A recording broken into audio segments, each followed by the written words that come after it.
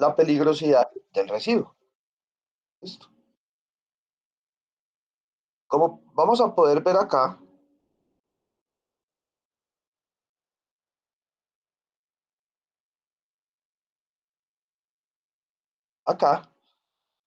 podemos apreciar cómo hay diferentes poderes caloríficos inferiores, ¿cierto? Diferentes valores de poder calorífico inferior. Estos que vemos acá son los plásticos. ¿Listo?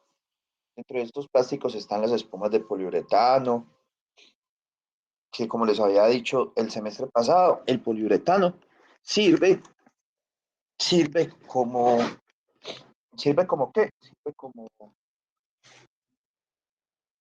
como recubrimiento para las diferentes, eh, ¿cómo se llama esto? Pues, o sea, como aislantes térmicos y auditivos. Entonces, por eso es de gran importancia desde el punto de vista de la ingeniería ambiental. Tenemos también los poliésteres, eh, los poliestirenos. Entonces, miren que dentro del poliestireno está lo que nosotros en Colombia conocemos como icopor. Entonces, ahí ya podemos ver una solución para, ¿para qué? Para el icopor. Tenemos los polietilenos, que son las bolsas plásticas, los polipropilenos, que son, perdón, que son los envases. Es que con este frío que está haciendo hoy, le da uno como gripa. Y el polivinilo de cloruro, que este sí no es como chévere, como chévere qué, como chévere incineral, por esto que tiene acá, por el cloro. O sea, tendríamos que hacer un, un gran trabajo en lo que tiene que ver con las emisiones de ellos. Por otro lado, entonces, miren que aquí lo comparamos con una serie de combustibles, ¿cierto? ¿Con qué serie de combustibles? Con el fuel oil, con el aceites usados, gases lubricantes, asfaltos, residuos de alquitrán, acetatos. Entonces, miren pues los valores que tenemos acá. Tenemos también el coque de petróleo, el lignito. El coque de petróleo es un derivado del petróleo más malo, que pues pero también se utiliza como combustible y genera gran cantidad de emisiones. Los neumáticos, de los cuales hablamos la clase pasada, a través del coprocesamiento, los látex, la madera, miren la madera con respecto al plástico, el acerrín, las cortezas, el papel periódico con el que iniciamos un sancocho o un asado, trapos de cuero, cortezas de cítricos, césped y nuestros residuos domiciliarios. Miremoslos acá. Tienen realmente unos valores muy, pero muy bajos. Eh, cuando empezamos a ver entonces esta parte de valoración energética, tenemos que ver entonces varias partes. Nosotros los combustibles los podemos utilizar tanto de forma sólida, líquida y gaseosa, ¿cierto? Ejemplo de sólido, el carbón. Ejemplo de líquido, la gasolina. Ejemplo de gaseoso, el propano, pues con lo que cocinamos en nuestra casa. Entonces, por ese lado ya tenemos todo. Lo que hay que ver es que eh, cuando también estamos en el aprovechamiento energético de los residuos, también vamos a tener unos que van a ser denominados como renovables y otros como también poco amigables. ¿Cuáles son esos renovables? Son aquellos en los que su conversión energética no contribuye al incremento del efecto invernadero, ¿cierto? Porque nada hacemos con incinerar los residuos, pero que la incineración de los residuos se convierta ¿en qué? En una problemática muchísimo más alta. Hace unos años, o sea, ahí es donde tenemos que entrar en una diferencia bien grande. Una cosa es incinerar y otra cosa es quemar, ¿cierto? O sea, quemar los residuos es usted llévaselos para un monte y échele candela a eso es quemarlos, ¿cierto? Quemarlos también es meterlos dentro de un horno, echarles candela y no realizar, y no, re- y no realizar ¿qué? Y no realizar todos los tratamientos debidos para, eh, eh, para evitar las emisiones que estos generan, ¿cierto? Entonces ahí es donde tenemos esas, esas diferencias. Y también tenemos residuos del proceso industrial de combustibles fósiles, en las cuales, aunque su combustión incrementa los niveles de dióxido de carbono en la atmósfera, siempre es mejor opción que su depósito en rellenos sanitarios. Listo. Acá vemos entonces combustibles fósiles con altos niveles de dióxido de carbono, que es la extracción del petróleo, y algunos que no contribuyen al incremento del efecto invernadero. Bueno, vamos a ver entonces diferentes metodologías para el cálculo del poder calorífico inferior. Vamos a ver el método de la entalpía, el método analítico, el método de Dulong y el método de la bomba calorimétrica. ¿Listo? Dentro de cada uno de ellos. Para ello, primero que todo, siempre que se vaya a hacer, a determinar un poder calorífico inferior, dependiendo pues de la metodología que vayamos a determinar, se deben de determinar diferentes parámetros. Hay un parámetro que es el análisis inmediato, ¿cierto? Ese análisis inmediato lleva diferentes componentes. Un componente que siempre debemos de determinar, independiente de la metodología que vayamos a utilizar, porque hay parámetros que se deben de, que se deben de, ¿qué? O sea, que se deben de calcular. Hay otros que no, pero hay un parámetro que siempre se debe calcular dentro de cuando vamos a calcular el poder calorífico inferior de un residuo. Y ese parámetro es ¿cuál? La humedad.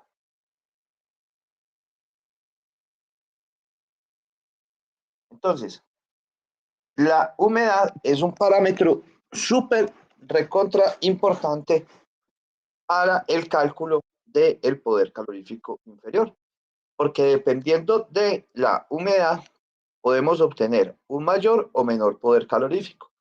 Se les ponía el ejemplo en la clase pasada, en clases pasadas, acerca de qué, acerca de, por ejemplo, de la madera. Si nosotros tenemos una madera húmeda y vamos a hacer un asado o un sancocho, se me va a demorar más, se me va a demorar más en empezar a hacer el sancocho. ¿Por qué?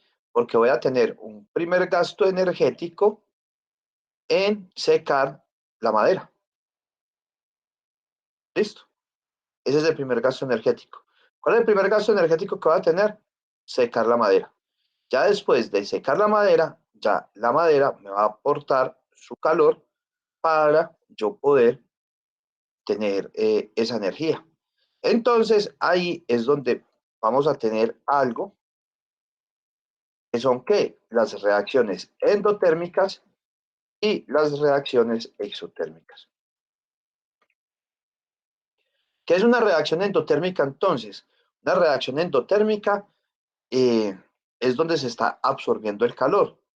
Entonces, si mayor es la humedad, si mayor es la humedad, mayor va a ser la reacción endotérmica que se va a tener.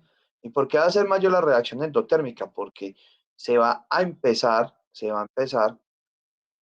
a absorber calor con el fin de eliminar la humedad. Posterior a que se elimina la humedad, entonces ahí sí que, ahí ya sí sale la llamarada. Y esa llamarada es que es la reacción exotérmica, ¿cierto? Es la reacción exotérmica. ¿Y qué es esa reacción exotérmica? Es cuando ya se empieza a desprender calor. Todas las reacciones, o sea, toda fuente energética siempre va a empezar con una reacción endotérmica para después convertirse en una reacción exotérmica. Lo que buscamos es que la parte endotérmica sea muchísimo menor que la exotérmica. Por ejemplo, nosotros por ejemplo, cuando prendemos el fogón, nosotros cuando prendemos el fogón arrancamos con una reacción endotérmica. ¿Y por qué? Porque llegamos y cogemos, ponemos la candela en el fogón, ¿cierto? Y lo que va a hacer, esa va a ser la fuente de ignición. Entonces, esa fuente de ignición, ¿qué es lo que va a hacer? Va a hacer que el propano, el propano absorba esa fuente de calor y apenas la absorbe, inmediatamente empieza a desprender calor.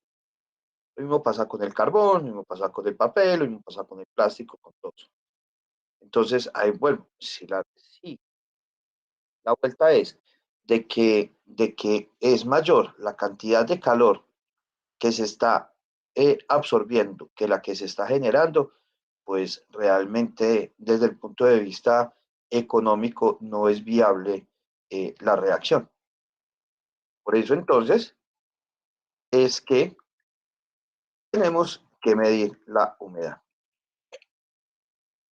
Y la humedad entonces, ¿a qué es igual? La humedad va a ser igual entonces a la masa seca, perdón, a la masa total, ¿listo? Con el peso del crisol. Entonces, miremos, por ejemplo, en laboratorio nosotros qué hacemos. Nosotros llegamos, nosotros llegamos y cogemos un crisol, ¿cierto?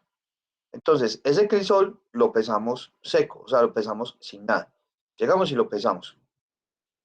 Ya después de que lo pesamos, le ponemos la muestra y volvemos y pesamos, ¿cierto? Entonces tenemos el peso del crisol sin residuo, pues sin muestra, y el peso del crisol con muestra. Hasta ahí no hay ningún problema. Luego entonces, cogemos el crisol y lo metemos a un horno. En ese horno lo metemos a 105 grados centígrados. ¿Por qué lo metemos a 105 grados centígrados?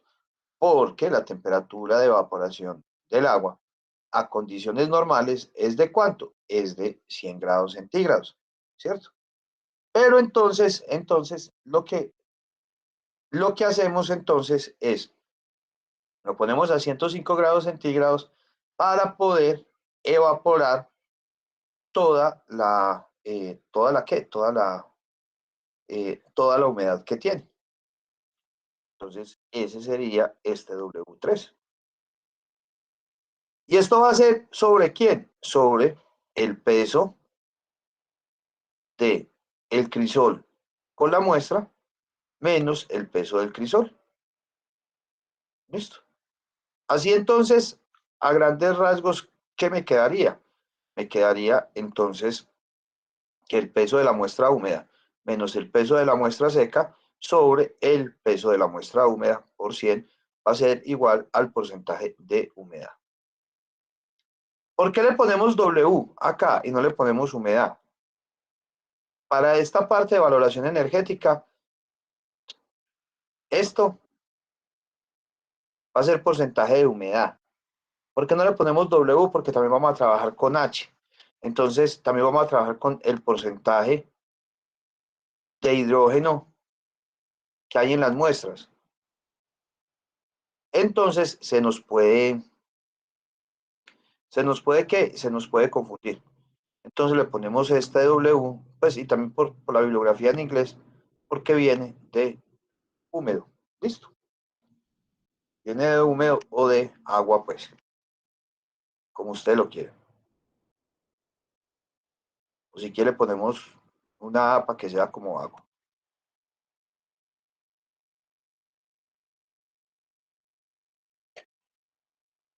¿Alguna duda? Pregunta.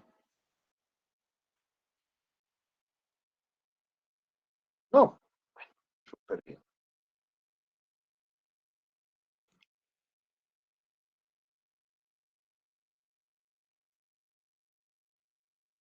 Hay otros parámetros, pues, que no, a los cuales no me les voy a meter acá mucho, pero, pero tienen que ver, pues, con estos diferentes apartes, unos diferentes apartes que son los contenidos de volátiles, la parte, la parte de cenizas, el carbón fijo. Pero vámonos para otros que sí son de importancias para nosotros. ¿Cuáles son ese? El análisis elemental. El análisis elemental se hace dentro de los laboratorios, ¿cierto? Entonces, uno llega, coge una muestra y esa muestra la manda al laboratorio y llega uno y dice, oíste, Ole, ve, al laboratorista, haceme un análisis elemental. Cuando ya solicito yo el análisis elemental, entonces, ¿qué va a pasar?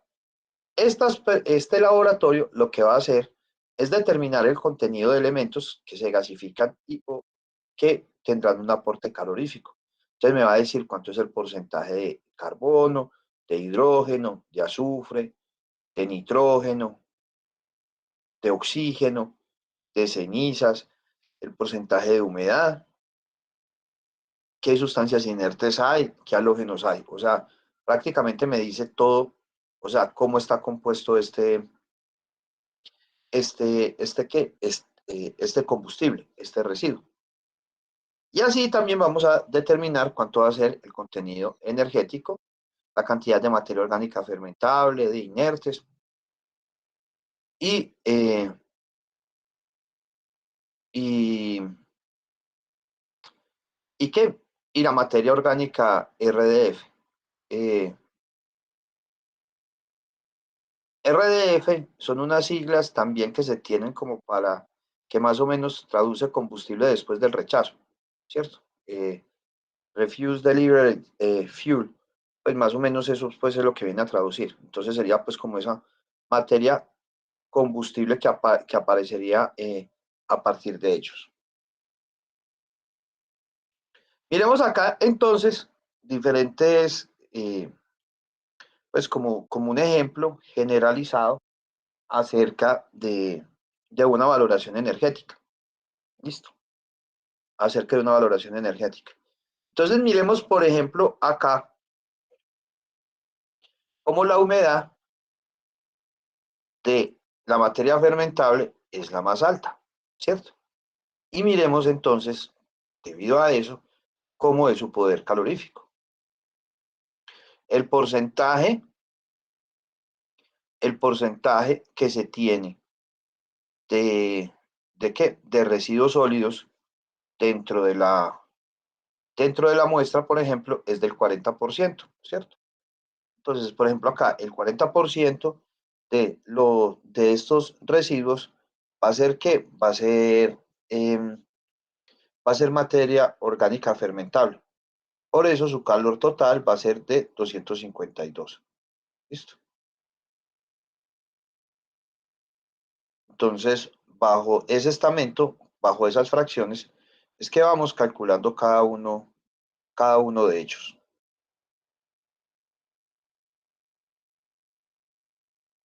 Pero miremos entonces ya los que realmente sí son combustibles, que serían ¿cuánto? Que serían que serían ¿qué? Que serían los que realmente sí tienen un aporte energético, que son en este caso ¿cuál? Por ejemplo, el papel, el cartón, el plástico, los textiles y la madera. Miremos que, por ejemplo, el aporte calorífico del plástico es de 9.000, ¿cierto? Es de 9.000, lo cual entonces genera un alto aporte calorífico dentro del sistema. Mientras que vamos a tener unos que vamos a llamar inertes. ¿Estos inertes cuáles son? Estos inertes son los que no aportan calor, ¿cierto? Que no aportan calor, que no tienen poder calorífico, porque antes lo que hacen es absorber energía. O sea que los procesos con ellos son netamente endotérmicos. la relación endotérmico-exotérmico es muchísimo mayor la endotérmica que la exotérmica. Entonces, si miramos esto acá, miren que ellos no aportan nada de calor. ¿Y estos son cuáles? El vidrio, los metales y otras diferentes sustancias. ¿Listo? Así de esta forma sería entonces.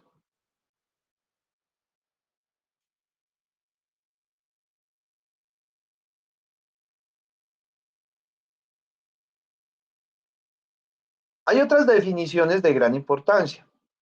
La entalpía, que también la vamos a necesitar. La entalpía es el calor involucrado durante una reacción térmica, una reacción química, perdón, o durante un proceso a presión constante. ¿Listo? ¿Cómo así? Sí, hay una reacción química. ¿Qué reacciones químicas pueden existir eh, a presión constante? Una olla abierta. En una olla abierta hay una reacción química porque nosotros tenemos el agua, entonces a esa agua le echamos sal, a esa agua le echamos aceite y la estamos calentando y eso empieza a reaccionar. Pero esa reacción que tiene, como la tapa está abierta, esa reacción se hace a temperatura, se dice que a temperatura ambiente, se hace a una presión constante. ¿Por qué se hace a una presión constante? Porque es la presión ambiente la que se tiene. ¿Listo? La presión atmosférica, perdón. Por otro lado, tenemos una persona trotando. Si tenemos por acá una persona trotando, hay una reacción química, sí, claro. Hay una reacción química interna una reacción química interna de, de la quema de calorías que tiene la persona al estar haciendo ejercicio. Pero ese ejercicio lo está haciendo ¿qué? A una presión constante. ¿Qué es cuál? La presión atmosférica. ¿Listo? Que es la presión atmosférica. Ah, pero que subió un morro y volvió y bajó, sí, pero tampoco puede ser mucho la diferencia, pues. Sigue siendo la misma presión atmosférica, sino que hay una elevación, hay un cambio en la presión debido a una elevación una elevación que, pues, a unos cambios sobre el nivel del mar, pero tampoco pues se va a trotar y se va a subir el Everest pues en 15 minutos. Entonces, por eso es que la variación es tan baja en cuanto a eso. Entonces, son esas diferentes reacciones que se tienen en cuanto a ello. Y por otro lado, tenemos la entropía, que la entropía significa el grado de desorden que hay dentro de un sistema. ¿Listo? Entonces, tenemos un sistema ordenado y de ese sistema ordenado pasamos a un sistema desordenado. ¿Cuándo pasamos de un sistema ordenado a un sistema desordenado?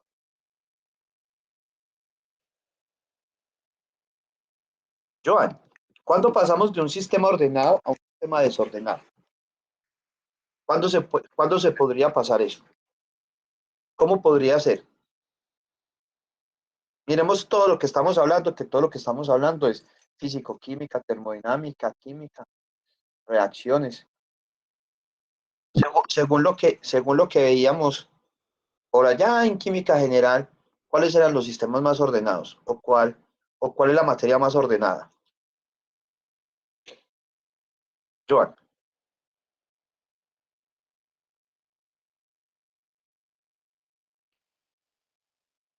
Joan, no está Joan.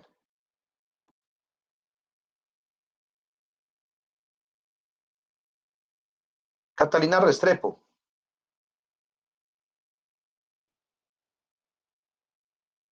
¿cuándo tenemos un sistema ordenado y un sistema desorganizado? ¿Cuándo tenemos como un sistema demasiado ordenado? O sea, que las moléculas estén más ordenadas.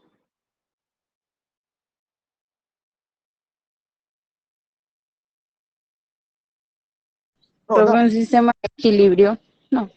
un sistema de equilibrio, listo. ¿Y cuándo está más equilibrado? O sea, ¿cuándo están las cosas como más pegaditas, más junticas, más ordenadas. Muy bien, lo que nos dice Moisés, en estado sólido. Cuando las moléculas están en estados, cuando un sistema está en estado sólido, las moléculas están más junticas, están más pegaditas, ¿cierto? Están más junticas, están más pegaditas. Al estar más junticas, más pegaditas, entonces estas están en este estado y en este estado pueden estar muchísimo, pues, o sea, están más unidas y no están por ahí como en un desorden. Ya posteriormente, entonces, ¿qué es lo que pasa? Lo que sucede es que nosotros empezamos a darle calor al sistema. Cuando le empezamos a dar calor al sistema, cuando le empezamos a dar calor al sistema, si, es como se empieza, miren por ejemplo que si uno está en un sistema y que el agua se empieza a calentar, uno empieza como a brincar porque pues eso, pues como de que uno se está quemando. Cuando uno se está quemando empieza como a brincar. Lo mismo le pasan a las moléculas internamente, empiezan a reaccionar entre ellas y se empiezan a desordenar. Hasta llegar a al grado de desorden más grande. ¿Cuál es el grado de desorden más grande? El grado de desorden más grande es cuando se encuentra en estado gaseoso, ¿cierto? Donde entonces ahí es donde se denomina finalmente el caos, ¿cierto? Entonces, esta entropía se da ¿por qué? Se da por el calor. Listo. Por eso es que se da, por el calor. Entonces, al tener esa parte de calor, entonces se dan cada uno de ellos. Esos son pues entonces como los diferentes apartes para las reacciones. Vamos a hacer, antes de entrar a determinar eh, eh, la... Antes de determinar qué, antes de determinar eh, el, la primera forma de esto que le pasó.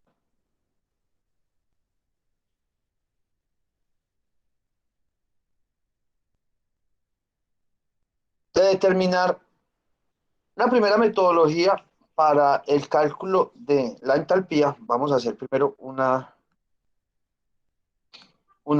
¿qué? Una reacción. Espérate a ver qué le pasó a esto.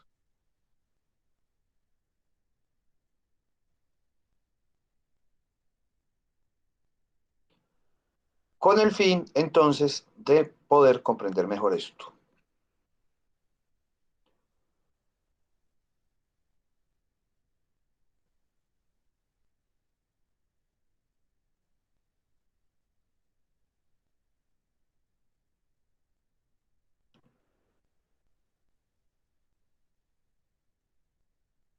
En un momentico, que esto aquí está como...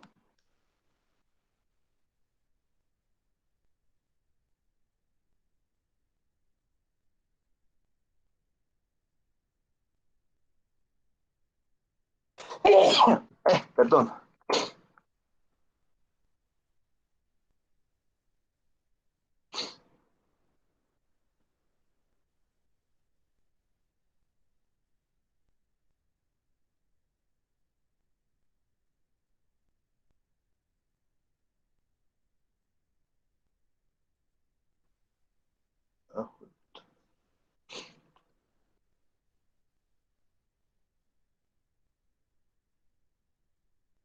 Bueno, ahorita hago esto apenas termina con usted.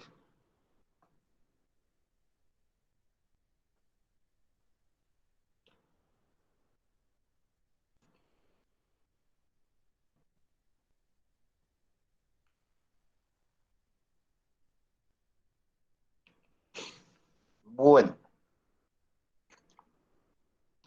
vamos a mirar por acá. Bolsos aromáticos.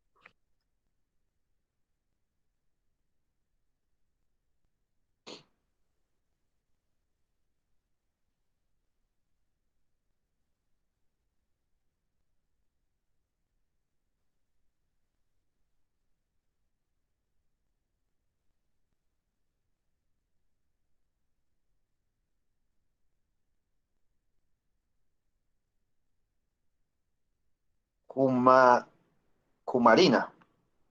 Vamos a ver eso qué es. Estoy viendo aquí compuestos cumarina. Vamos a ver la cumarina qué es. Cumarina. Cumarina y vamos a ponerle hoja de seguridad.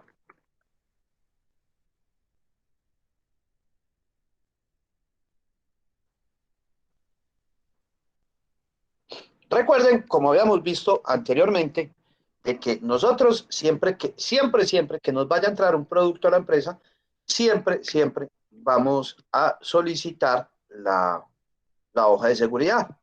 Entonces, vamos a suponer que tenemos una fábrica de jabones donde nos va a entrar una sustancia que se llama cumarina.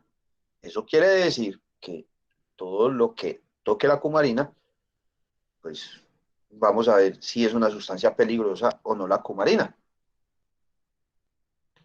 Entonces nosotros se lo compramos a una empresa que se llama ROT y a esta empresa le vamos a comprar la cumarina.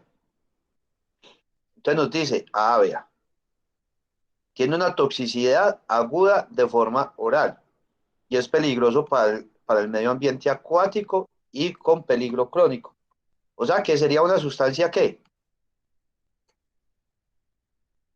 según eso, sería una sustancia que,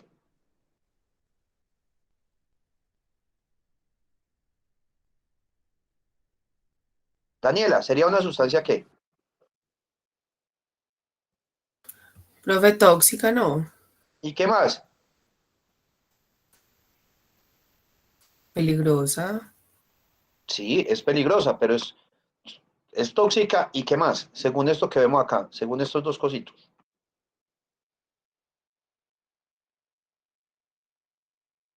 ¿Tóxica y qué? Solo tóxica, dentro de Cretiver.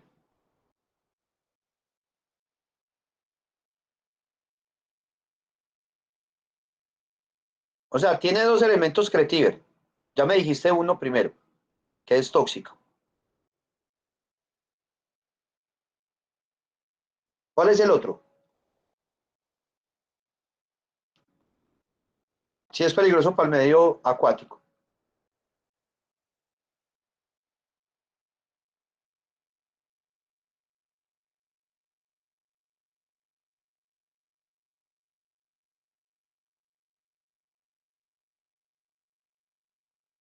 No. Hola, ¿te me fuiste? Daniela. Daniela. Vamos a ver qué nos dicen por acá. Ecotóxico. Muy bien, Moisés. Súper. Entonces, como nos dice Moisés, entonces sería, ¿cómo? Sería una sustancia tóxica y ecotóxica. ¿Quién me lo dijo? Pues no me lo inventé yo. ¿Quién fue el que me lo dijo? Me lo dijo entonces, simple y llanamente, me lo dijo, me lo dijo la hoja de seguridad. Eso no nos lo inventamos nosotros acá. O sea, la hoja de seguridad fue la que nos dijo eh, que esta sustancia es una sustancia creativa. ¿Por qué es una sustancia creativa? Porque es una sustancia que es tóxica, que es una sustancia que es tóxica y que a su vez es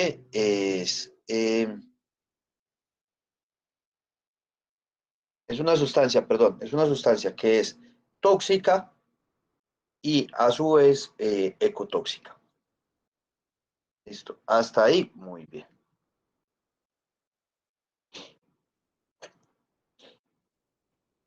Hasta ahí, muy bien. Vamos a ver entonces ahora, vamos a ver entonces ahora cuál es la formación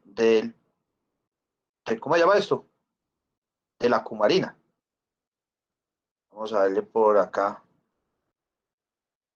Sí está la composición química de la cumarina. Tiene que estar. Entonces miren el pictograma que tiene. Tiene pictograma de toxicidad.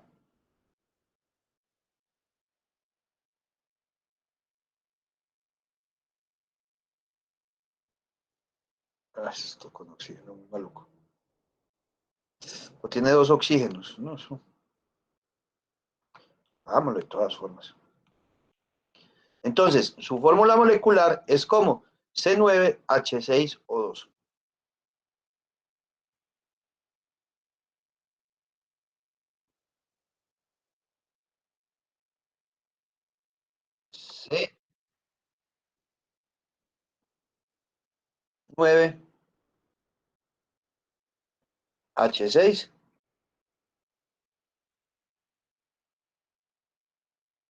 C9H6O2. ¿Listo? Esa es entonces la fórmula química de la cumarina. Ahora bien, lo que vamos a buscar inicialmente vamos a valorar energéticamente este residuo. ¿Qué es lo que yo busco inicialmente para valorar energéticamente este residuo? ¿Eliminar qué? ¿Qué es lo que busco eliminar?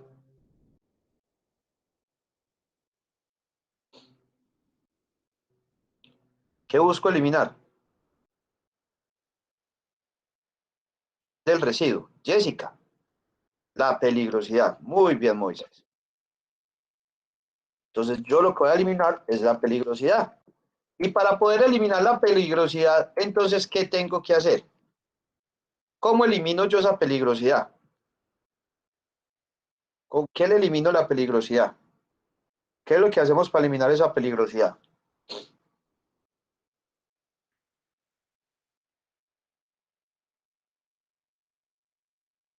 ¿Con qué se la elimino?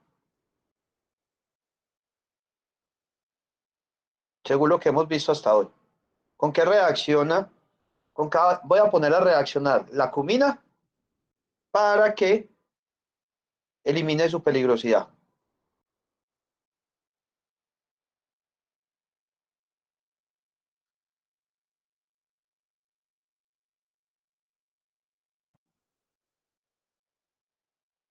Gloria, Profe, tiene que estabilizarlo. Hace rato hablábamos de la diferencia entre quemar y, pues de quemarlo simplemente o de, se me escapa la palabra, pero hay que estabilizar el residuo. incinerarlo, exactamente. Pero ¿con qué lo Ujú. estabilizo? Incinerarlo. O sea, ¿con qué elimino esa peligrosidad? O sea, ¿yo qué es lo que le agrego a ello? ¿Cierto? O sea, yo lo voy a incinerar, pero en esa incineración yo tengo que agregar algo para poderlo incinerar, porque si no, no lo puedo incinerar. Con oxígeno, exactamente. ¿Y ese oxígeno en dónde se encuentra, Gloria?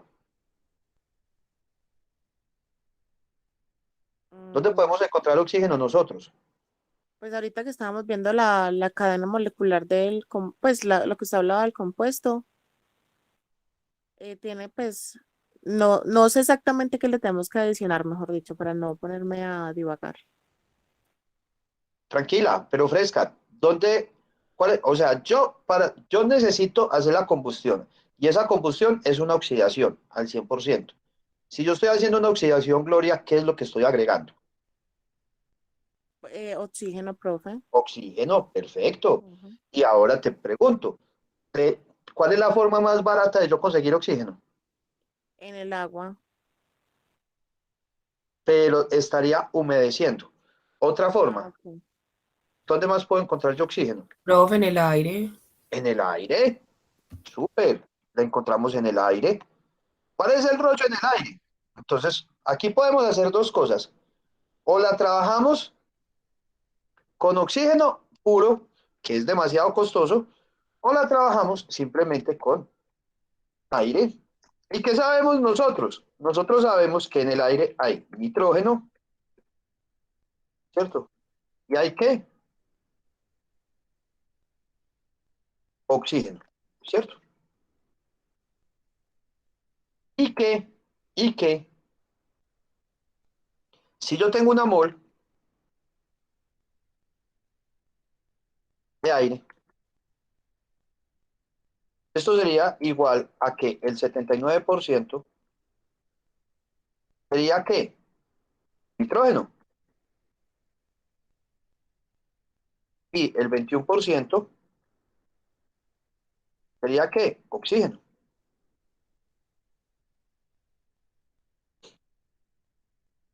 Entonces, hagamos una relación, ¿cierto? Hagamos una relación acá. Eso me quiere decir a mí, ¿cierto? Eso me quiere decir a mí que una mol de oxígeno,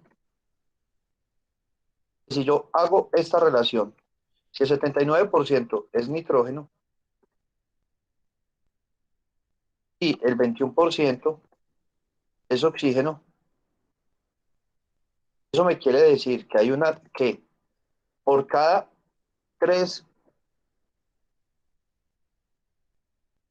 que me olvida ese número, yo lo acá, por cada 3,76 hay 3,76 moles de nitrógeno por cada mol de oxígeno.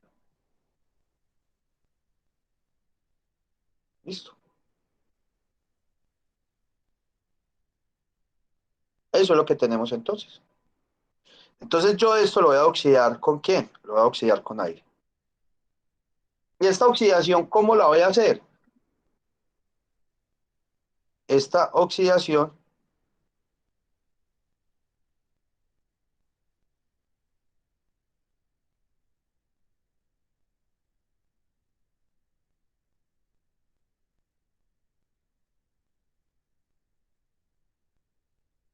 esto va a ser una oxidación que voy a hacer al cuánto.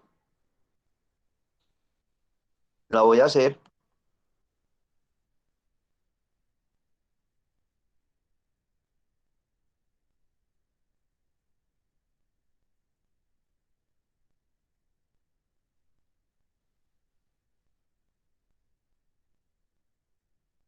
va a ser una oxidación que voy a hacer, pero ¿por qué?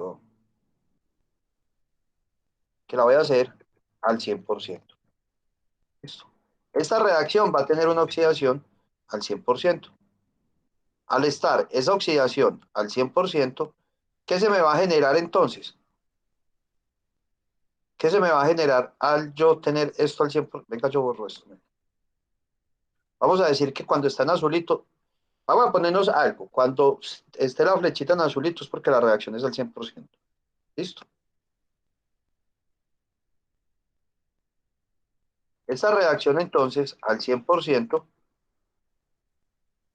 a lo último entonces, a ver cómo puedo cuadrar esto acá. Esta reacción al 100%, ¿qué me va a producir? Según lo que vimos la clase pasada. H2O y CO2. Muy bien. CO2, agua. ¿Y qué más? Calor. ¿Listo? ¿Qué sería qué? Que sería el poder calorífico inferior.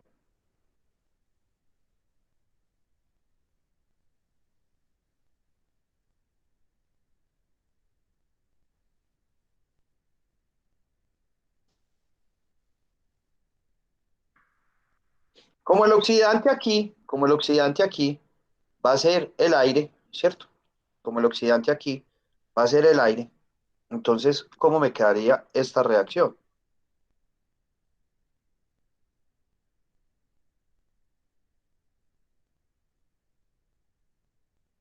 Tendría N moles, ¿cierto?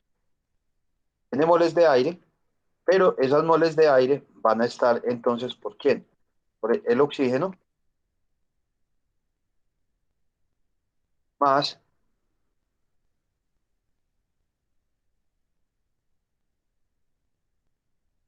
3,74, 76, ¿cierto?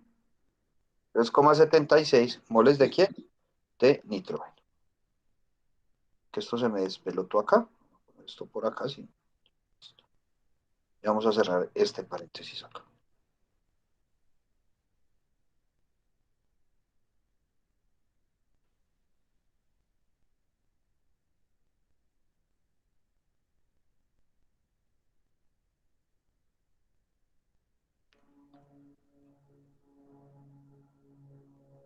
¿Listo?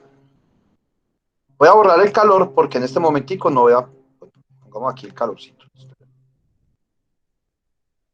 Vamos a poner esto aquí así para que no me...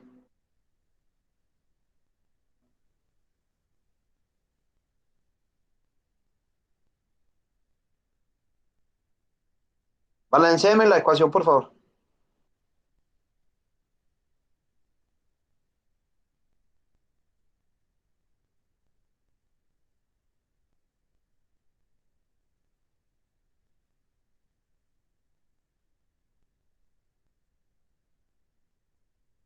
No hay triangulito.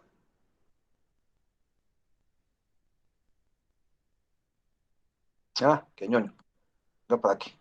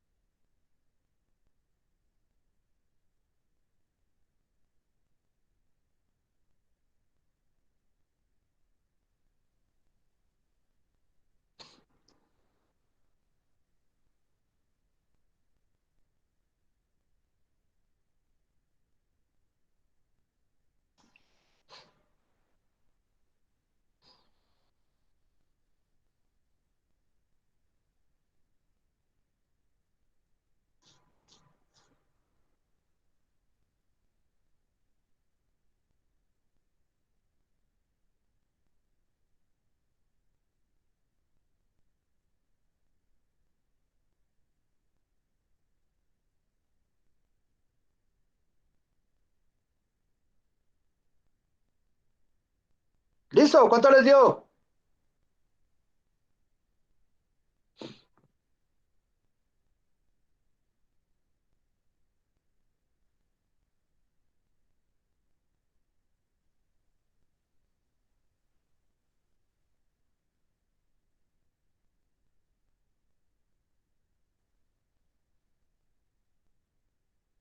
Cristina, ¿cuánto te dio?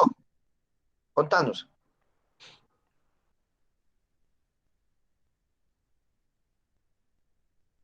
¿Cuánto dio esto?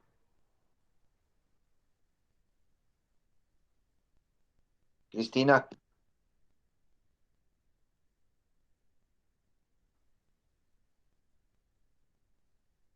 vamos a ver quién está por acá.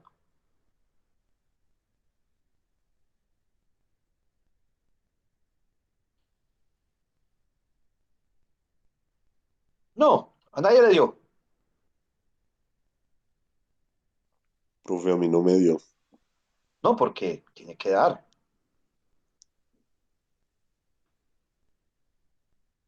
¿Cuántos carbonos entran? 9, ¿Cuántos deben de salir? 9. Perfecto. Recuerden siempre recuerden algo.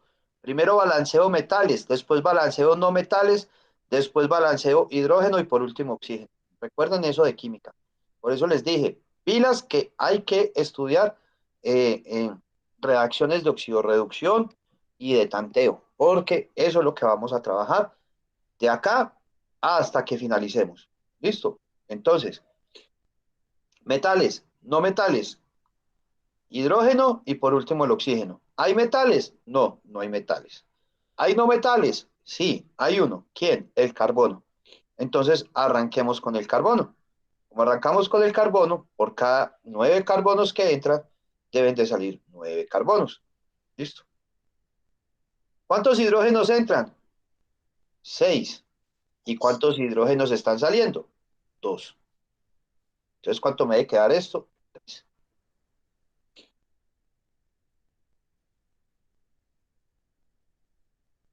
¿Sí o no? Sí. Ahora vámonos con el oxígeno. ¿Cuántos oxígenos salen? 18. Más 3, 21, ¿cierto? Tendríamos 21. ¿Y cuántos están entrando por acá? 3 2. de 2. 2. O sea que ¿cuántos hidrógenos me faltan? ¿Cuántos oxígenos me faltan? 19. ¿Sí o qué? Pero este oxígeno por acá tiene 2. Entonces, ¿qué ponemos por acá? Ponemos 19 medios. Abrimos el paréntesis. Abrimos el paréntesis. ¿Cómo me quedaría esto entonces acá? 19 medios de oxígeno. Abramos el paréntesis. A ver cómo nos queda esta parte aquí balanceada. Nos quedaría entonces. Entonces yo copio esto aquí así y vemos a ver qué es lo que pasa. Voy a abrir el paréntesis. Nada más abro el paréntesis, me van a quedar ¿qué? 19 medios. ¿Sí o qué? 19 medios de oxígeno más 19 medios ¿de quién? De nitrógeno.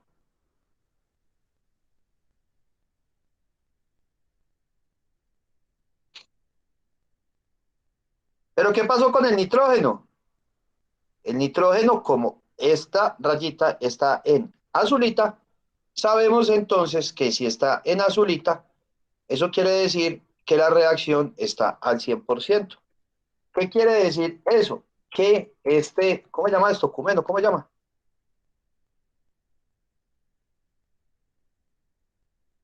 La cumarina va a reaccionar por completo ¿con quién?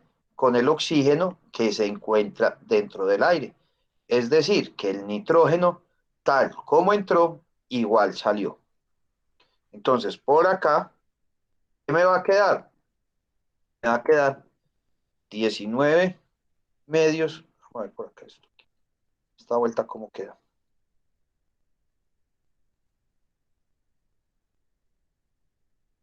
Esperen a ver, yo veo cuánto es. Esta es la calculadora, aquí. Esto va a ser igual a 19 por 3,76 dividido 2. Eso me da 35,72. Más 35,7 moles de nitrógeno. Y ahí está balanceado. 9 de carbono, 9 de carbono. ¿Sí o qué? 6 de hidrógeno, 6 de hidrógeno. Por acá tengo 19 medios, ¿cierto? 19 medios por 2 me da 19. Más 2, 21.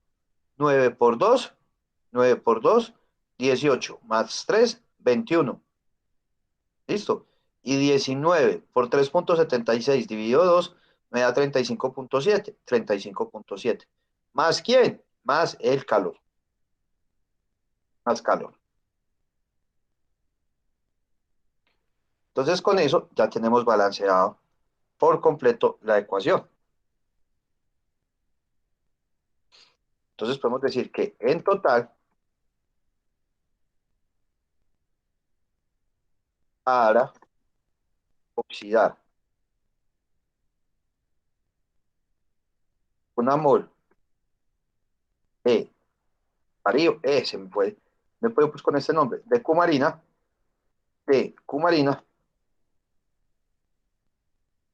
se necesitan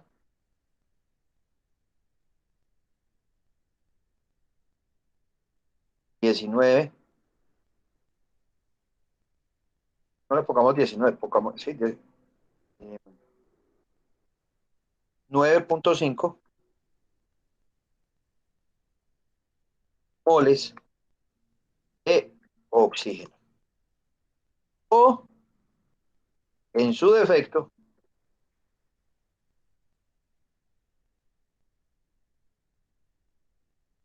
¿cuántas moles de oxígeno, cuántas moles de aire se necesitarían para oxidar, o en su defecto, cuántas moles de aire?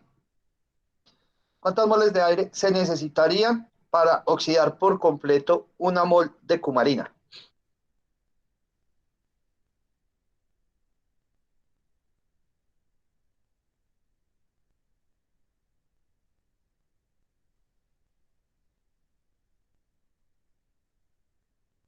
¿Cuántas?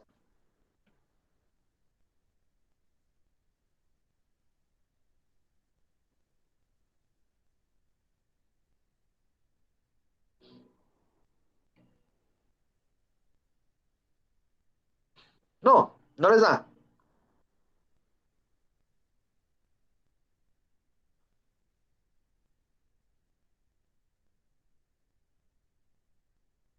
¿Cómo está compuesto el aire? Bueno, entonces hagamos una cosa. A ver, entonces, ¿cómo está compuesto el aire? Por oxígeno y nitrógeno, ¿cierto? Entonces, ¿yo qué tengo? O sea, tengo 4,74. Esperen, denme un momentico. Aquí una cosita.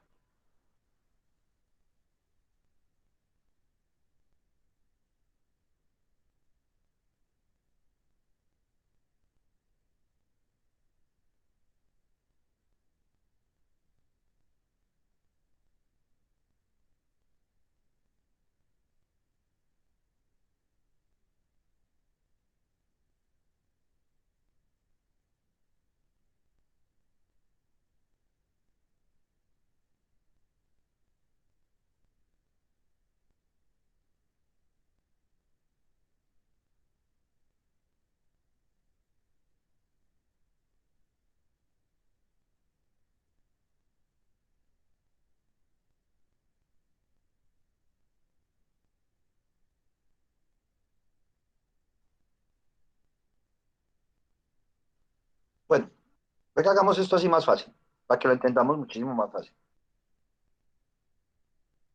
Yo tengo, vamos a suponer, qué cantidad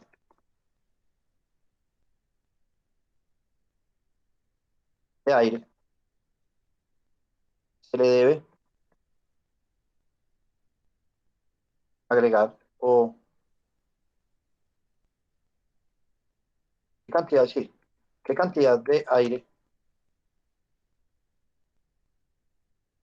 metros cúbicos, se debe agregar.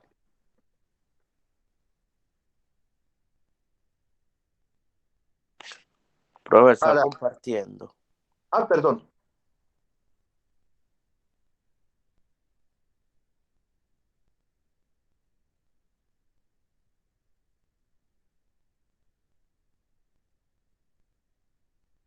para oxidar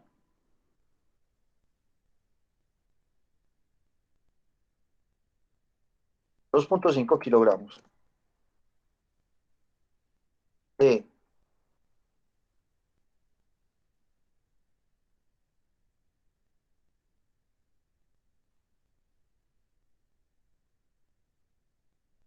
cumarina que se generan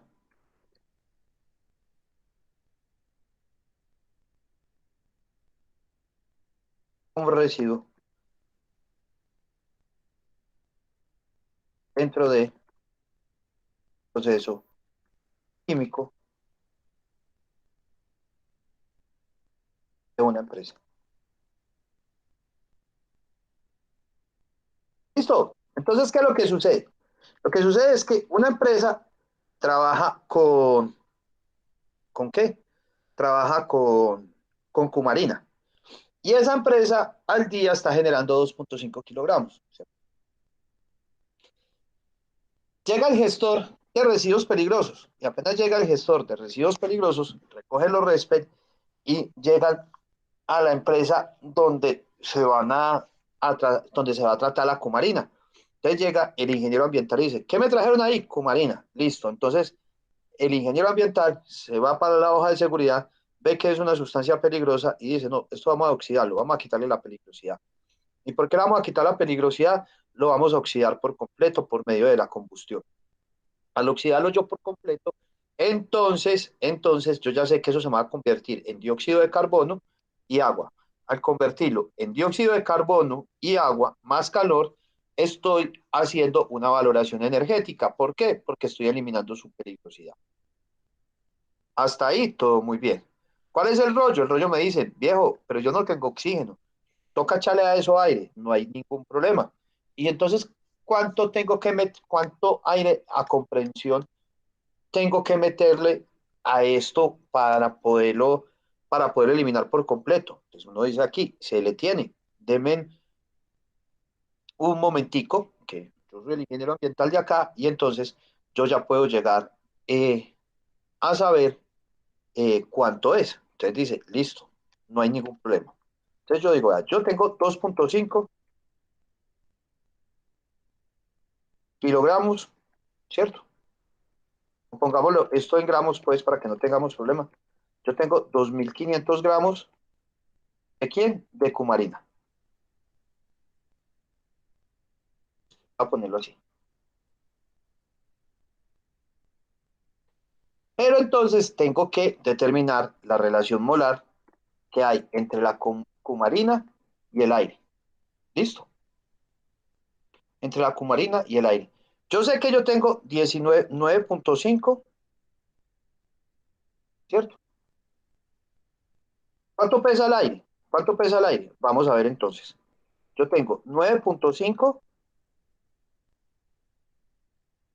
por,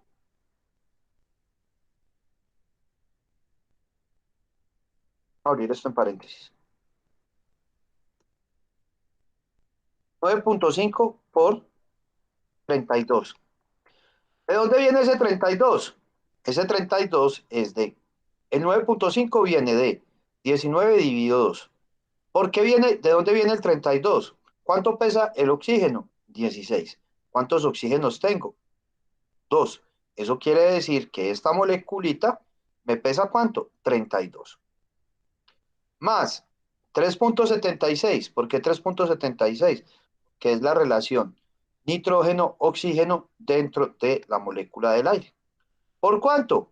Por 28. ¿Y por qué 28? Porque el nitrógeno pesa 14.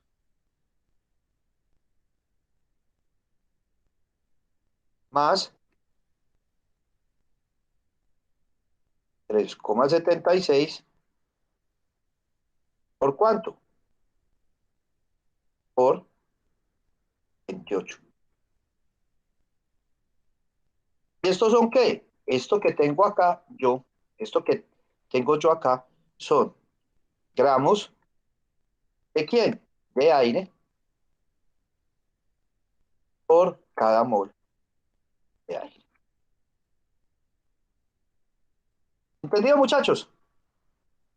¿Duda? ¿Pregunta? Por favor.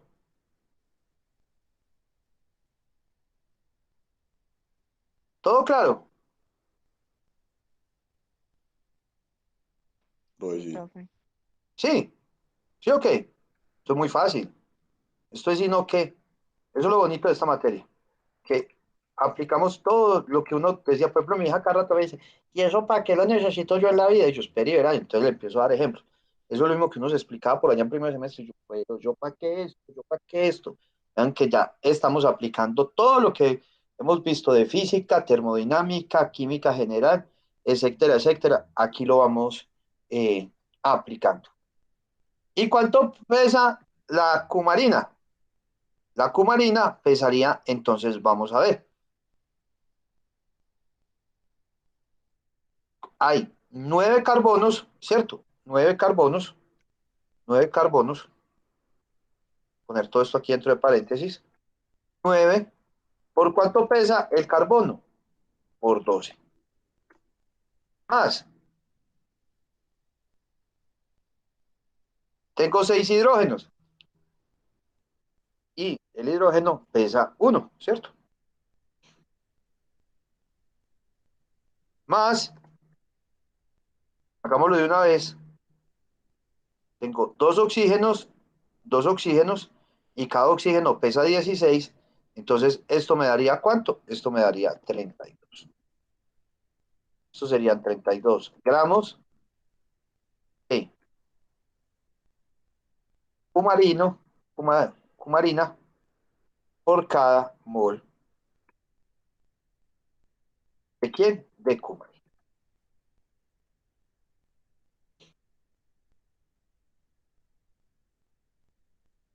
¿Listo?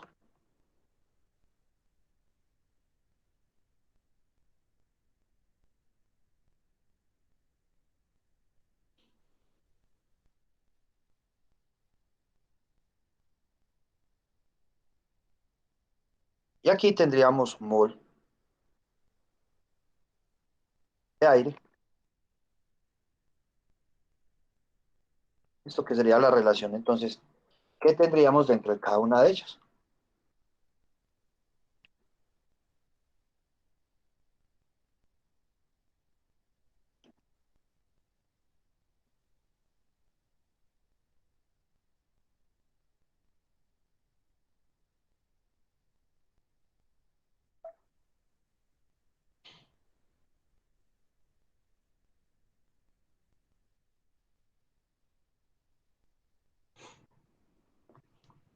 ¿Listo? Empecemos a cancelar cositas acá. Molde de aire con molde de aire. Molde cumarina con molde cumarina, porque estamos es en la relación molar. Gramos de cumarina con gramos de cumarina.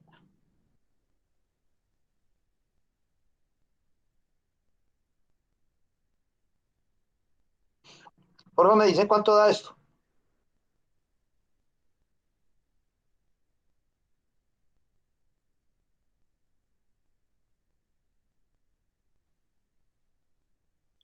Profe, a mí me da 2.8. 2.8. Listo. 2,8 gramos de aire.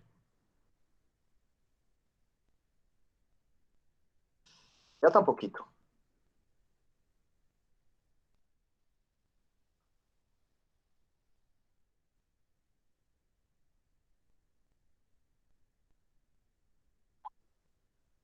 Vamos a ver.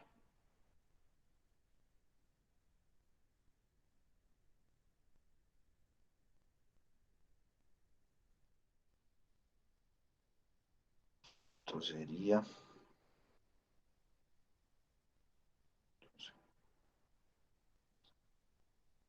146.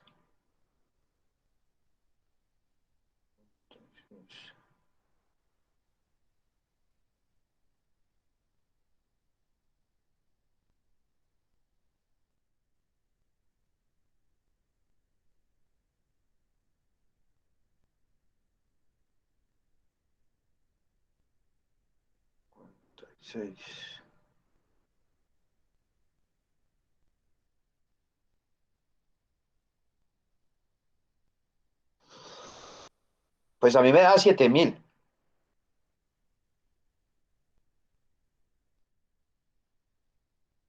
Por favor, verifican.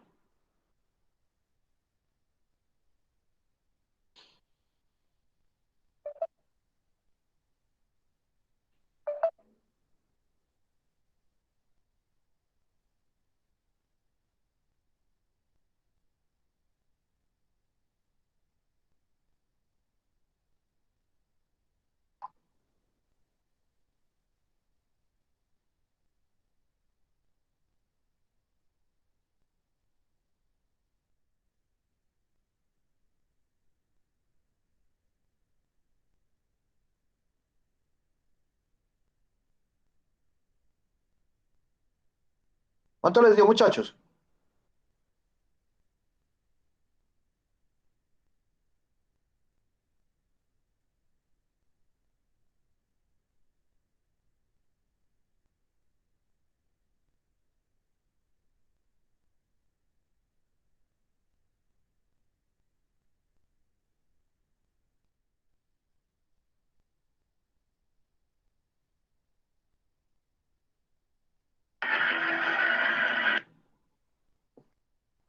Muchachos, no hay nadie.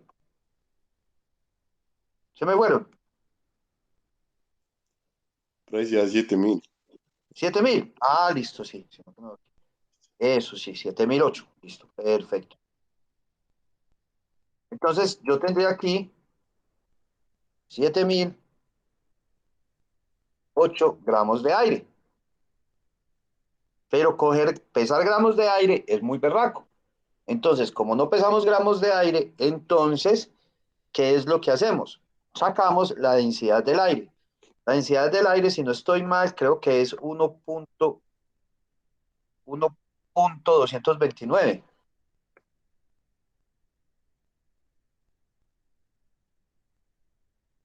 1.29 kilogramos por metro cúbico. Entonces pasemos esto a kilogramos. Es igual a 7,01 kilogramos de aire.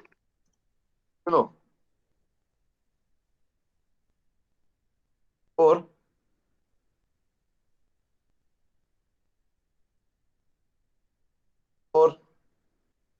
metro cúbico de aire dividido en la densidad del aire, que es ¿cuánto?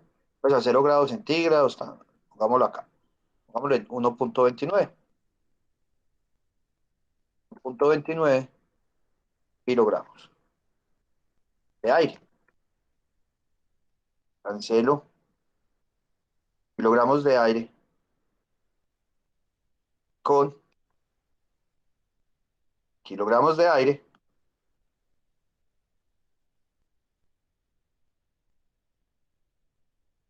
Y esto va a ser igual a 7.01 dividido 1.29.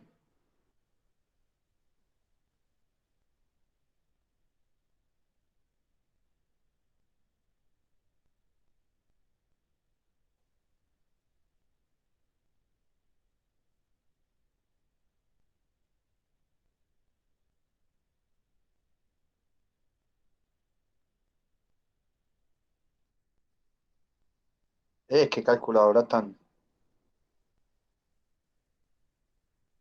5.43 Pro. 5,43. Perdón, metros cúbicos de aire. O sea que se necesitan 5.43 metros cúbicos de aire para poder eliminar por completo la toxicidad. O sea, mejor dicho, mínimo se necesitan 5.43 metros cúbicos de aire para eliminar por completo la peligrosidad de 2.5 gramos, 2.5 kilogramos de cumarino, de cuma qué, de cumarina. ¿Listo? La cual es una sustancia peligrosa y ecotóxica.